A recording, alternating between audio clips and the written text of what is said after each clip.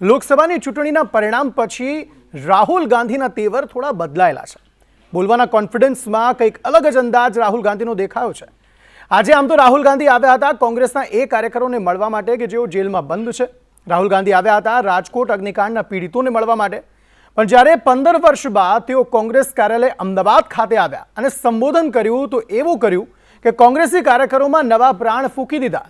જોમ અને જુસ્સો ભરી જાય તેવા સંબોધનમાં રાહુલ ગાંધીએ ન માત્ર ગુજરાતમાં કોંગ્રેસનું વિઝન શું છે તે જણાવ્યું, પરંતુ એવું પણ કહી દીધું કે આ વખતે ગુજરાતમાં કોંગ્રેસની જ સરકાર બનશે અને ભાજપની નફરતની રાજનીતિ સામે અમારી પ્રેમની રાજનીતિ જીતી જશે. હવે આમ તો લોકસભામાં કોંગ્રેસને માત્ર એક જ સીટ મળી છે ગુજરાતમાં, અને વિધાનસભામાં તો હાલ સાવ બેહાલ છે કોંગ્રેસના. લોકસભા ચૂંટણી પત્યાના આટલા જ સમયમાં એવું તો રાહુલ ગાંધીને શું દેખાઈ ગયું ગુજરાતમાં કે તેમણે આટલું મોટું કમિટમેન્ટ કરી નાખ્યું, અને તે પણ એવા ગુજરાતમાં કે જ્યાં 30 વર્ષથી કોંગ્રેસ સત્તાથી વિમુખ છે.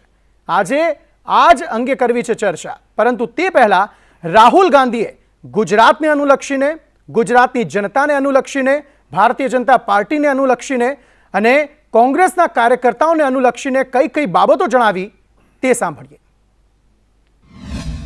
उन्होंने हमारा ऑफिस तोड़ा, मैंने सोचा भैया मौका मिल गया, अब हम इनको सबक सिखाएंगे. जैसे इन्होंने हमारा ऑफिस तोड़ा वैसे ही हम उनकी सरकार को तोड़ने जा रहे हैं.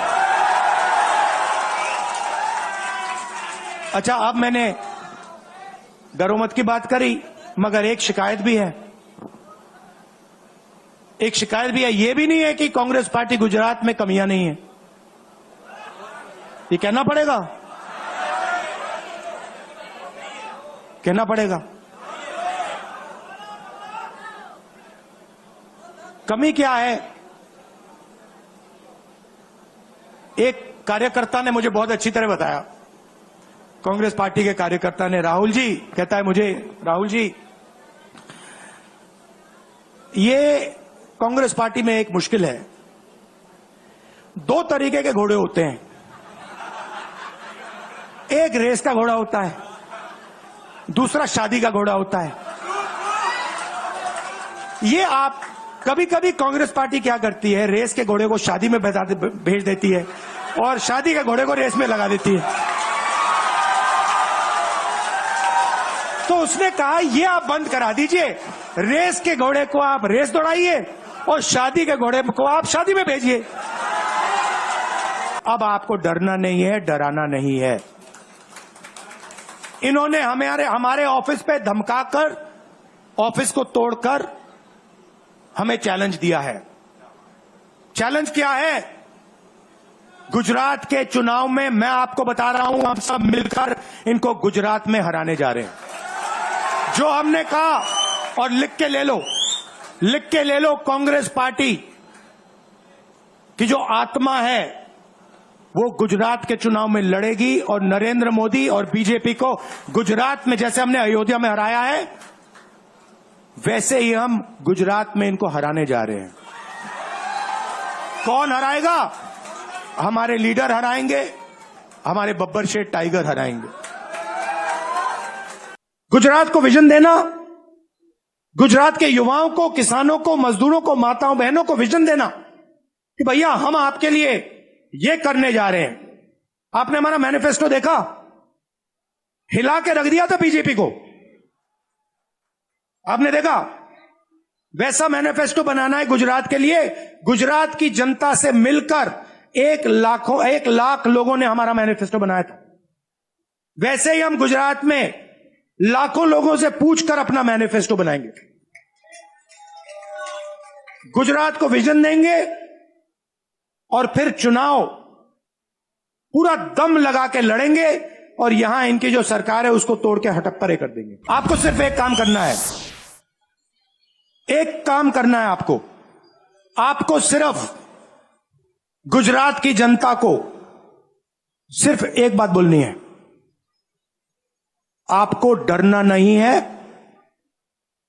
बिना डरे अगर आप बीजेपी से लड़ गए, चाहे आप किसान हो, मजदूर हो, छोटे व्यापारी हो, अगर गुजरात की जनता बिना डरे लड़ गई, बीजेपी सामने नहीं खड़ी हो पाएगी. मतलब हमारे जो सबसे बड़े नेता थे, जिन्होंने रास्ता दिखाया था। आप क्या सोचते हो, जब यहां अंग्रेज राज करते थे, क्या डर नहीं था?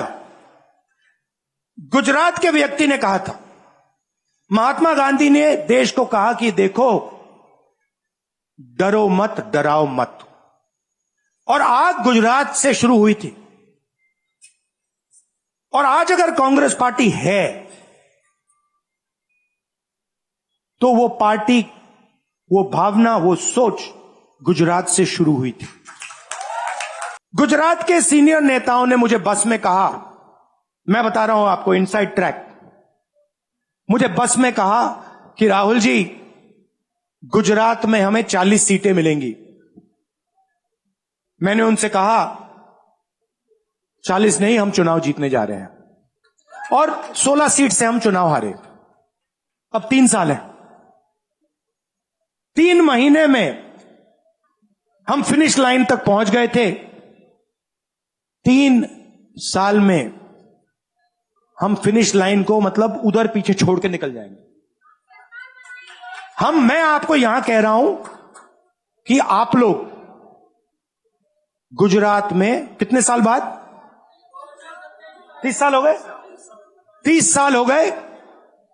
मैं आपको बता रहा हूं, मानो ना मानो, आप में से 50% अभी मान रहे हैं और 50% कह रहे हैं नहीं भैया नहीं होगा। जो 50% मान रहे हैं, मैं आपसे बात कर रहा हूं। जो 50% मान रहे हैं, मैं आपसे बात कर रहा हूं। आप लड़ जाओ और ये बाकी 50% बैठे हैं, उनकी माइंड बदल दो, नैया पार हो जाएगी, सरकार बन जाएगी। તો આ તો રાહુલ ગાંધીના સંબોધનના કેટલાક અંશો હતા, પરંતુ જે સંબોધન હતું તેમાં દરેક વાત પર, રાહુલ ગાંધીની દરેક વાત પર તાળીઓ પણ પડતી હતી અને ચીસો પણ પડતી હતી। હવે જ્યારે આ સંબોધન રાહુલ ગાંધીનું આવ્યું છે, ત્યારે ઋષિકેશ પટેલ, ભારતીય જનતા પાર્ટીના નેતા, અને અર્જુન મોઢવાડિયાએ પણ પોતાની પ્રતિક્રિયા આપી। શું કહ્યું તેમણે તે પણ સાંભળીએ। આદરણીય અમિતભાઈ, પ્રોડક્ટિવ કામ માટે અને સમગ્ર સહકારનું જે ગુજરાતનું મોડલ છે એના માટે, ગુજરાતના મોડલમાં પણ સુધારા વધારા સાથે અને દેશમાં પણ આ મોડલ આગળ વધે અને વધુને વધુ લોકોને સહકારિતાનો લાભ મળે, એટલે પ્રોડક્ટિવ કામ માટે આવ્યા છે। જ્યારે રાહુલ ગાંધીજી અહીંયા ગુજરાતમાં આવ્યા છે, એટલે 30 વર્ષ સુધી, લગભગ તમે 95થી ગણો ને આમ ગણો તો 91થી સતત ભારતીય જનતા પાર્ટીનું શાસન ગુજરાતમાં રહ્યું છે। એટલે 30 વર્ષથી સતત લોકોએ એમને નકારી દીધા છે। હજુ પણ પ્રયત્નો એ કરે, લોકશાહી છે, છૂટ છે। હવે આ એક નાના વિષયને પોલિટિકલ સાઇઝ કરી અને એને મોટો કરવાનો વિષય રાહુલ ગાંધી આવે, ગુજરાતમાં આવે, વેલકમ છે। ભારત દેશની અંદર પ્રતિપક્ષના નેતા છે, આવકારીએ છે, આવે તો એમાં કોઈ વાંધો ન હોઈ શકે। ગુજરાત અનેક વખત મુશ્કેલીમાં આવ્યું, ત્યારે રાહુલજીને ગુજરાતની જનતાની ખબર પૂછવાનો સમય ન હતો। ગુજરાત કોરોના કાળમાં તકલીફોથી ગુજરી રહ્યું હતું, ત્યારે પણ રાહુલજી ગુજરાતમાં ના આવ્યા। ગુજરાતની અંદર અનેક વખત પૂર આવ્યા, ત્યારે પણ રાહુલજી ગુજરાતમાં ના આવ્યા। ગુજરાતની અંદર એવી દુર્ઘટનાઓ બની, એ વખતે પણ ના આવ્યા। મોરબીની દુર્ઘટના વખતે પ્રધાનમંત્રી ખુદ આવ્યા, પરંતુ રાહુલજીને એ વખતે સમય ન મળ્યો। પરંતુ અત્યારે જે ભારતીય જનતા પાર્ટીના કાર્યકરો માત્ર દેખાવ કરવાના ઈરાદાથી, રાહુલ ગાંધીજીનું જે સ્ટેટમેન્ટ હતું હિન્દુ વિરોધી, એની વિરુદ્ધમાં દેખાવ કરવા માટે ત્યાં આવ્યા। એના ઉપર પથરાવો થયા અને સામસામી ફરિયાદો થઈ। ભારતીય જનતા પાર્ટીના કાર્યકરો પણ ઘવાયા, પોલીસ પણ ઘવાઈ। એ વખતે માત્ર ગુજરાતને બદનામ કરવાના બાના માટે રાહુલજી ગુજરાતમાં આવ્યા છે અને એ બાને પોતાની રાજનીતિ કરી રહ્યા છે। ચલો, આવા આક્ષેપ પ્રત્યાક્ષેપ અપેક્ષિત હતા કે આવા થવાના છે। રાહુલ ગાંધી જ્યારે કંઈક બોલે છે, ત્યારે ભારતીય જનતા પાર્ટીના નેતાઓ પણ કંઈક બોલવાના જ હતા। પરંતુ સવાલ એ થઈ રહ્યો છે કે રાહુલ ગાંધીએ જે સ્ટેટમેન્ટ આપ્યું કે આ વખતે કોંગ્રેસની સરકાર અમારી બનશે, અને એવું તો તેમણે લોકસભા ચૂંટણી બાદ એવું તો ગુજરાતમાં શું જોઈ લીધું કે તેમણે આ પ્રકારનું સ્ટેટમેન્ટ આપી દીધું। આ અંગે ચર્ચા કરવા માટે પ્રોફેસર નિકુલ પટેલ, કોંગ્રેસના પ્રવક્તા, અમારી સાથે જોડાયા છે। ડૉક્ટર અનિલ પટેલ, ભારતીય જનતા પાર્ટીના નેતા, અમારી સાથે જોડાયા છે વાતચીત કરવા। અનિલભાઈ, સવાલ એ જ કે રાહુલ ગાંધીને એવું તો આખરે ગુજરાતમાં આટલા સમયમાં શું દેખાઈ ગયું કે આવું સ્ટેટમેન્ટ તેમણે આપ્યું? જો અંકિત, રાહુલ ગાંધી એ ભ્રમમાં જીવી રહ્યા છે। आज राहुल गांधी लोकसभाની ચૂંટણી પહેલા બોલતા હતા, लिख के रख लो, नरेंद्र मोदी जी तीसरी बार प्रधानमंत्री बनने वाले नहीं है। શું થયું? દેશની જનતાએ નરેન્દ્ર મોદી અને એનડીએને પૂર્ણ બહુમતની સરકાર બનાવી અને વિપક્ષી ગઠબંધન એ એકલી ભારતીય જનતા પાર્ટીની સીટો કરતાં પણ ઓછામાં સમેટાઈ ગયું। આ રાહુલ ગાંધીની કોંગ્રેસ ખાલી 99 સીટ, 3 આંકડા પણ ભેગા પણ ના થઈ। એ રાહુલ ગાંધી મુગેરી લાલ કે હસીન સપને જુએ છે। હજુ ગુજરાતમાં લોકસભાની સાથે સાથે 5 વિધાનસભાની ચૂંટણીઓ હતી અને અર્જુનભાઈ જેવા તો લાખ કરતા પણ વધારે લીડથી 50,000 40,000 આ રીતે જંગી લીડથી આ 5 વિધાનસભાની સીટો જીત્યા છે અને એક સીટ કોંગ્રેસ જીતી એ ફક્ત 30,000થી જીતી છે। એમાં જ્ઞાનીબેન પોતાની વાવ વિધાનસભા સીટમાંથી તો 2225 મતે હાર્યા છે। એટલે મને લાગે છે રાહુલ ગાંધી ગુજરાતની પ્રજાને ઓળખતા નથી। ગુજરાતની પ્રજા પેલું ખટાખટ 8,500 એના પ્રલોભનમાં આવી એવી નથી। ઠીક છે, જવાબ મેળવી લઈએ। ગુજરાતની પ્રજા વિકાસને વરેલી છે। ગુજરાતની પ્રજા રાષ્ટ્રવાદ અને એક ચોક્કસ વિચારધારા સાંસ્કૃતિક રાષ્ટ્રવાદને વરેલી છે।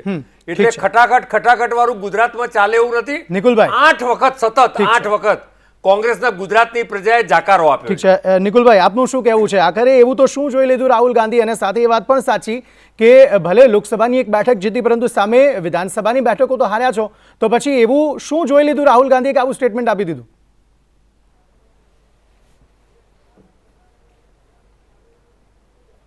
2014માં ગુજરાત મોડેલ સાથે ભારતીય જનતા પાર્ટીની સરકાર દેશમાં પ્રસ્થાપિત થઈ।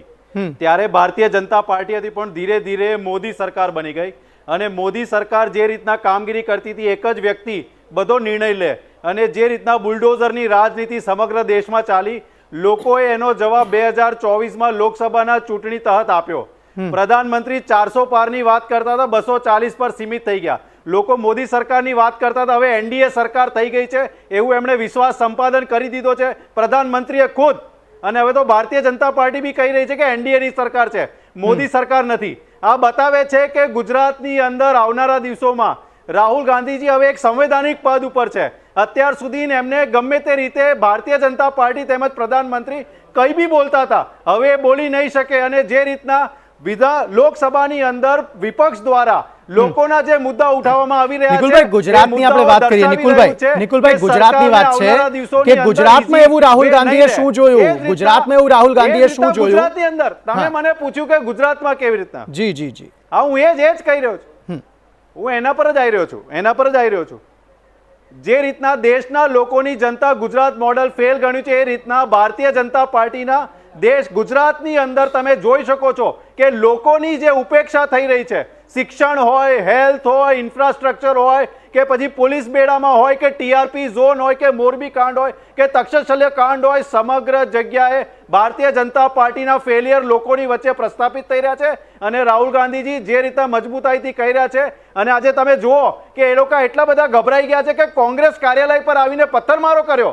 આ બતાવે છે એમની ગભરાટ। આવનારા દિવસોમાં કોંગ્રેસ મજબૂતાઈથી ભારતીય જનતા પાર્ટીનો સક્ષમતાપૂર્વક આ ગુજરાતની અંદર દરેક ચૂંટણીમાં કરશે ને જે અનિલભાઈ આ બધી જે બાબતો છે તેને સરકારનું ફેલિયર તો ચોક્કસપણે ગણી શકાય। હવે આ જ મુદ્દાને લઈને કોંગ્રેસ આક્રમક છે, કદાચ એના લીધે જ કોંગ્રેસને લાગી રહ્યું છે કે આ બધી વસ્તુઓના કારણે લોકો જે છે તે ભારતીય જનતા પાર્ટીને જાકારો આપશે અને કોંગ્રેસને એક્સેપ્ટ કરશે। જો કોંગ્રેસ પોતે આત્મમંથન ક્યારેય કરતી નથી। કોંગ્રેસ એક ક્ષણિક સફળતા, તમે જો જે બુઝાતો દીવો હોય ને એ છેલ્લે એક ઝબકારો મારે અને પછી સાવ બુઝાઈ જાય છે। કોંગ્રેસ ગુજરાતમાં તો બુઝાતો દીવો પણ નથી, એ મૃતપાય અવસ્થામાં છે। તમે ભારતીય જનતા પાર્ટીની સરકારની કામગીરી, ભારતીય જનતા પાર્ટીનું સંગઠન અને સૌથી વિશેષ આ જે પરિણામો આવ્યા છે એમાં ગુજરાતની પ્રજા, મેં એમ કીધું કે કોઈ પણ પ્રકારના પ્રલોભનોમાં જોડાયા વિના એક સાંસ્કૃતિક રાષ્ટ્રવાદ, હિન્દુત્વ અને વિકાસને વરેલી છે। નરેન્દ્રભાઈ અમિતભાઈનું જે મોડલ છે એ મોડલ એમણે જોયું છે ગુજરાતની પ્રજામાં।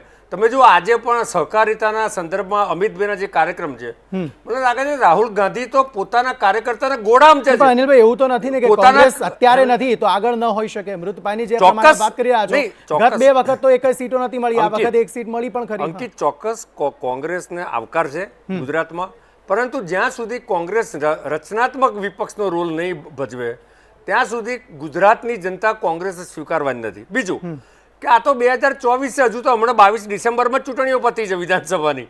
રાહુલ ગાંધીને કદાચ એમના જે ઇકોસિસ્ટમ છે એને કહ્યું બી નહીં હોય કે આ તો 27 ડિસેમ્બરમાં ચૂંટણીઓ આવવાની છે.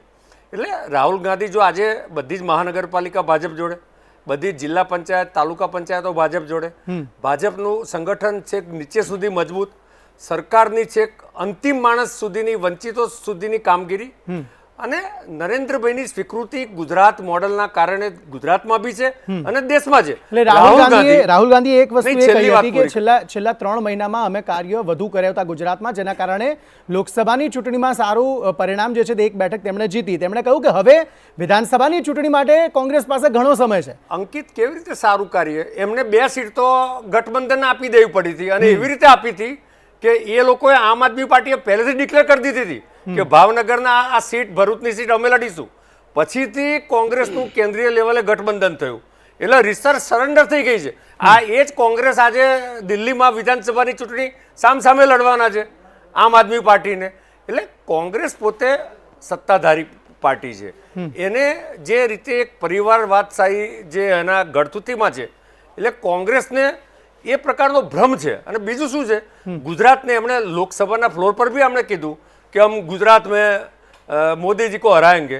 મને લાગે છે કે કોંગ્રેસને 1974-75 થી ગુજરાત સામે વાંધો છે, કારણ કે આખા દેશમાં ઇન્દિરાજીને ચેલેન્જ થયું તો ગુજરાતમાંથી થયું નવનિર્માણ આંદોલન. તમે 1986-87 માં રામશીલા પૂજન પછી કોંગ્રેસ. નિકુલભાઈ પાસેથી મારે જવાબ લેવો છે. નિકુલભાઈ, આ બધી વસ્તુઓમાં એ ધરમૂળમાંથી ફેરફાર કરવાની જરૂર જે કોંગ્રેસને પહેલેથી જ છે, કારણ કે એ વસ્તુઓ રાજકીય નિષ્ણાતો જે છે તે પણ કહે છે કે ધરમૂળથી ફેરફાર કરવાની કોંગ્રેસને જરૂર છે, અને ખાસ કરીને ગુજરાતમાં એ ફેરફારની શું વાતચીત, એ ફેરફારની શક્યતા શું આ વખતે હવેના સમયમાં જોવા મળશે ખરી કોંગ્રેસમાં?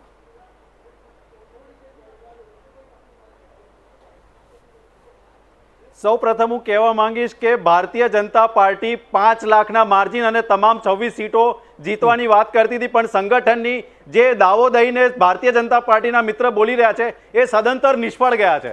તમે જો બધી સીટો 5 લાખથી નહીં જીત્યા, બધી સીટો નથી જીત્યા. બીજી વાત રહી, હવે ગુજરાતની વાત કરીએ તો સંગઠનની વાત કરીએ તો ગુજરાતની અંદર જે રીતના રાહુલ ગાંધીજી આજે આવ્યા છે, તમે જોઈ શકો છો કે કઈ રીતના કોંગ્રેસના કાર્યાલય પર લોકોનો ઉત્સાહ છે ને કાર્યકરોનો ઉત્સાહ છે.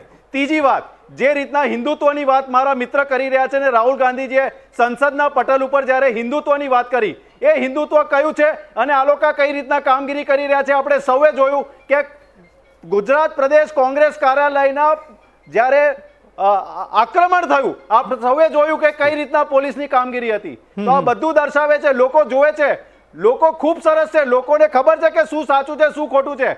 રાહુલ ગાંધીજીએ કીધું ડરવાની જરૂર નથી અને કોઈ ડરવાનું નથી. આવનારા દિવસોમાં જે લોકો બી બધા ભારતીય જનતા પાર્ટીમાં ગયા છે, કોંગ્રેસ મુક્ત ભારતની વાત કરતા લોકો આજે કોંગ્રેસ યુક્ત ભાજપ સાથે સત્તામાં છે, બધું જ એમને ખ્યાલ આવશે કે આવનારા દિવસોમાં કઈ રીતના કામગીરી થશે. ઠીક છે, ઠીક છે. આપ બંનેનો આભાર અમારી સાથે જોડાવા બદલ. આપણી પાસે સમયનો અભાવ છે અનિલભાઈ, માફ કરશો, સમયનો અભાવ છે. આપ બંનેનો ખૂબ ખૂબ આભાર. તો ચોક્કસપણે આત્મમંથન કોણ કરે છે, કોંગ્રેસ પાર્ટી કરે છે, લોકો કરે છે, તે તો આવનારો સમય જ બતાવશે. પરંતુ હા, જે કંઈ પણ થાય એ પ્રજાના હિતમાં થવું જોઈએ તે ખૂબ જરૂરી છે.